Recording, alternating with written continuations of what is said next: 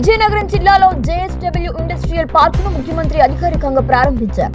రాష్ట్రంలోని పారిశ్రామిక పెట్టుబడులను వేగవంతం చేయడం, భారీ పరిశ్రమలను ఆకర్షించడం, స్థానిక యువతకు ఉపాధి అవకాశాలు కల్పించడం లక్ష్యంగా ఈ ప్రాజెక్టును ఏర్పాటు చేశారు. ఇండస్ట్రియల్ పార్క్ ప్రారంభంతో విజయనగరం జిల్లా పారిశ్రామిక అభివృద్ధిలో కీలక కేంద్రంగా మారే అవకాశం ఉందని ప్రభుత్వం పేర్కొంది. ఈ పార్కులో దేశీయ, అంతర్జాతీయ సంస్థలు తమ పరిశ్రమలను ఏర్పాటు చేసేందుకు అవసరమైన మౌలిక సదుపాయాలను కల్పించబోతున్నట్లు అధికారులు తెలిపారు.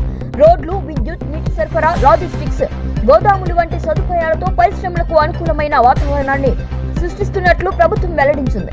ఇక జేఎస్డబ్ల్యూ ఇండస్ట్రియల్ పార్క్ ద్వారా ప్రత్యక్షంగా, పరోక్షంగా వేలాది మందికి ఉపాధి లభించే అవకాశం ఉందని అంచనా వేస్తున్నారు.